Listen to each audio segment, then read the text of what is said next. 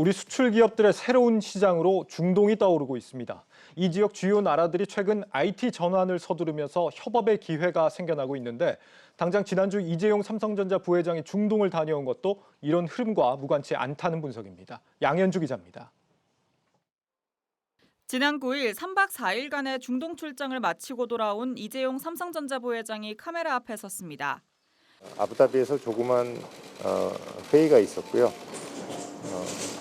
전 세계에서 각계 방면에서 전문가들이 오셔서 그래서 세계 상황이 어떻게 돌아가고 있는지 각 나라나 산업들에서 미래를 어떻게 준비하고 있는지 들어볼 수 있는 좋은 기회였습니다.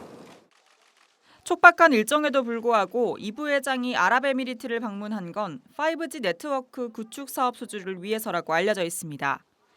미국 정부가 아랍에미리트에 화웨이 통신 장비 철거를 요구하면서 삼성전자의 수주 가능성이 높아진 만큼 이 부회장이 직접 챙기기로 한 겁니다. 투자 규모가 어마어마하다 보니 중동 지역은 삼성전자를 비롯한 글로벌 IT 기업에게 매력적인 시장으로 부상하고 있습니다.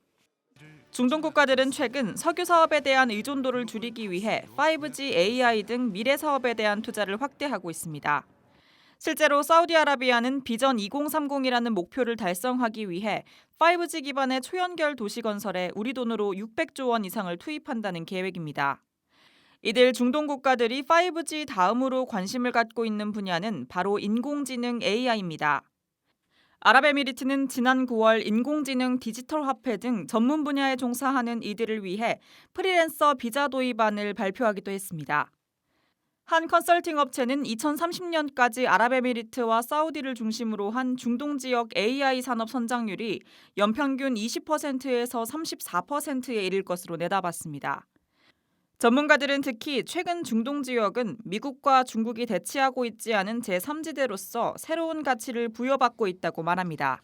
미국과 중국이 대체하는 와중에서 양자가 대립하지 않는 제3의 지대를 찾아야 되는 과제를 삼성이나 우리나라 대기업들이 안고 있습니다. 그런 측면에서 본다면 실제로 상당한 정도 투자할 수 있는 차세대 산업에 대한 의지를 가지고 있는 건 지역, 이게 이제 중요한 거고요. 그렇게 본다면 중동이라는 지역이 한국의 대기업들의 상당히 이제 매력 지역에 실제 중동 지역에 대한 외국인 직접 투자 규모는 해마다 늘어나고 있습니다.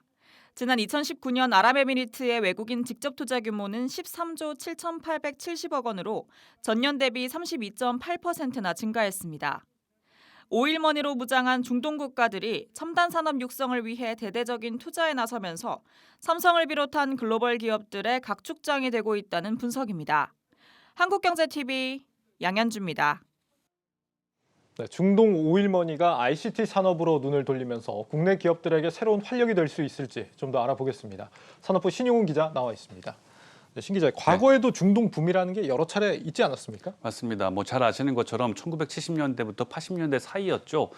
중동 국가들의 건설 붐 이후에 30여 년이 지난 2015년 당시에도 제2의 중동 붐이 한번 일었었습니다. 예. 당시에 이제 박근혜 정부가 중동 4개국 순방을 한 뒤에 수십 건의 MOU를 성사시켰었고요. 또 국내 기업들의 중동 진출 지원 정책도 잇따라 추진이 되면서 제2의 중동 붐이 일었었거든요. 예. 실제 우리나라의 중동 지역 투자 금액을 보면 2013년까지는 5억 달러 미만이었다가 투자 금액이 2015년도에는 껑충 뛰었습니다. 역대 최고치를 기록해서 15억 6천만 달러를 찍었고요.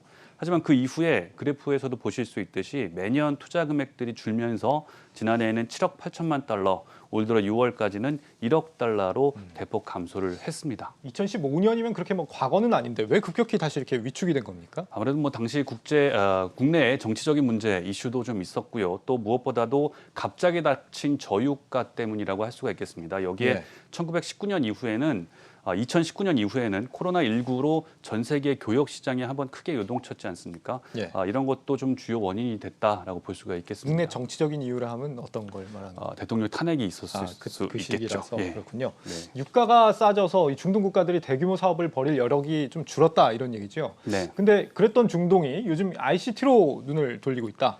이런 얘기입니까? 맞습니다. 과거에는 뭐 건설이나 인프라 투자가 주를 이뤘다면은 이제는 그 투자의 패러다임이 좀 바뀌고 있다라고 볼 수가 있겠는데요. 예. 코로나19가 확산되면서 글로벌 공급망이 붕괴가 됐고요. 이 과정에서 중동 국가들도 자체 해결 능력이 우리가 너무 없는 것 아니냐라는 점을 깨닫기 시작했습니다. 그러면서 산업의 육성의 패러다임이 바뀌고 있는 상황인데요. 특히 보건의료 체계라든지 식량 조달은 자급화를 우선적으로 추진하기로 했고요. 또 뉴노멀 시대에 발맞춰서 5G라든가 AI 산업들 그리고 사물 인터넷이나 로봇 기술 등을 주류 사회로 좀 편입해가고 있는 그런 상황입니다. 예, 4차 산업혁명 기술 쪽으로 눈을 네. 좀 돌리는 거는 우리랑도 좀 상황이 비슷한 것 같은데 실제 중동에 있는 나라들 대부분이 이런 비슷한 행보를 보이는 건가요? 맞습니다. 2019년 1,500달러 규모였던 중동의 ICT 시장 규모를 좀 살펴보면은 매년 4% 이상 꾸준한 성장세를 이어왔습니다. 예. 앞으로도 이제 3% 이상 꾸준한 성장세를 이어갈 것으로 예상이 되고 있는 상황이고요. 또 우리 국가별로 이 ICT 육성 전략을 살펴보면은 아랍에미리트의 경우는 국내 발전 전략을 통해서 ICT 기술과 공동 연구를 확대하고 있는 그런 실정이고요. 또 카타르의 경우에는 국가 디지털화 프로그램을 통해서 교통이라든가 물류, 또 환경과 헬스케어, 스포츠 같은 이 5개 분야에 내년까지 16억 달러의 예산을 투입한다라는 그런 계획을 세우고 있습니다. 그리고 또 사우디의 경우에는 스마트 시티라든가 스마트 공항, 전자정부 구축을 위해서 매년 정부 예산을 늘리고 있는 그런 상황이고요. 예. 또 이집트라든가 요르단, 터키 같은 여타 중동 지역 국가들 역시 각국에 걸맞은 ICT 분야 비전을 수립하고 인재 육성이라든가 해외 기술 유치에 나서고 있는 상황입니다. 과거에는 뭐 해외 건설 수주나 이런 쪽에 주로 포커스가 맞춰졌다면 이제는 좀 이제 소프트웨어 관련 기업들도 많이 좀 뛰어들 수 있는 기반이 생기는 게 아닌가 싶은데 네. 특히 그 중에서도 요즘 이제 뜨고 있는 5G나 인공지능 같은 분야에 대해서 중동 국가들의 관심이 굉장히 뜨겁다면서요? 맞습니다. 실제로 2020년 작년 기준인데요. 중동 5G 시장 규모가 43억 달러로 집계가 됐습니다. 매년 89%씩 꾸준히 성장하고 있는 그런 상황인데요. 예. 2025년에는 중동 전체 인구의 30%까지 5G 보급을 확대하겠다라는 것이 중동 국가들의 전략입니다. 이를 위해서 UAE의 경우에는 2019년 5월에 중동 지역 최초로 5G 서비스를 론칭을 했고요. 또 UAE 최대 통신사인 에티살랏은 5G 네트워크 기술을 기반으로 해서 비디오 스트리밍 모델을 도입한 바 있습니다. 그리고 카타르 역시 2022년 카타르 월드컵 경기장 관련 시설에 이 5G 네트워크 구축을 추진하는 등 이 5G 관련 기술 상용화에 박차를 가하고 있는 그런 상황입니다. 그리고 인공지능 산업의 경우에는 정부 주도로 산업 투자를 늘리면서 2030년까지 3,200억 달러 규모로 매년 30% 안팎의 성장세를 이어갈 것으로 예상이 되고 있는데요. 실제로 이제 국가별로 살펴보면 사우디의 경우에는 지난해 10월 달에 국가 차원의 인공지능 발전 계획을 수립한 바 있고요. 또 아랍에미리트는 이미 2017년부터 인공지능 부를 아예 신설을 했습니다. 예. 장관급 직급을 신설을 해서 이 부를 운영하고 있는 그런 상황입니다. 소프트웨어뿐만 아니라 뭐 인프라 투자 면에서도 전반적으로 좀 기대를 모으는 것 같습니다.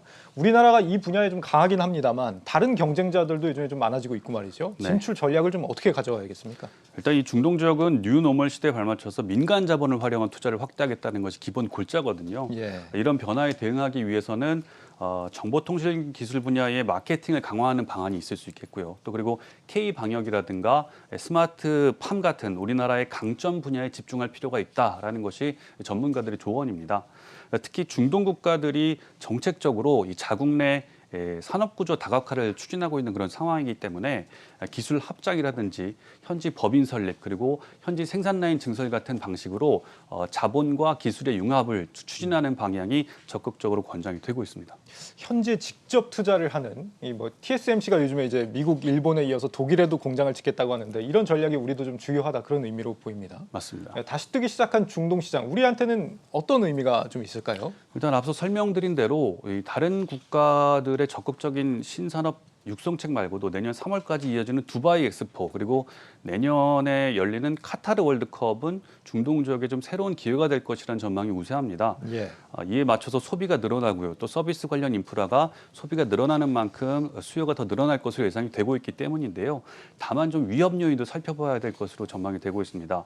팬데믹 상황이 재확산되면서 신규 프로젝트 시장이 급격하게 냉각될 수 있다는 부분도 있고요. 또 예. 하나는 유가가 또 떨어지면서 정부의 재정 여건이 그만큼 악화될 될 수도 있다라는 전망도 나오고 있어서 이런 요인들은 변수로 꼽히고 있습니다. 네, 산업부 신용훈 기자와 얘기 나눴습니다. 잘 들었습니다.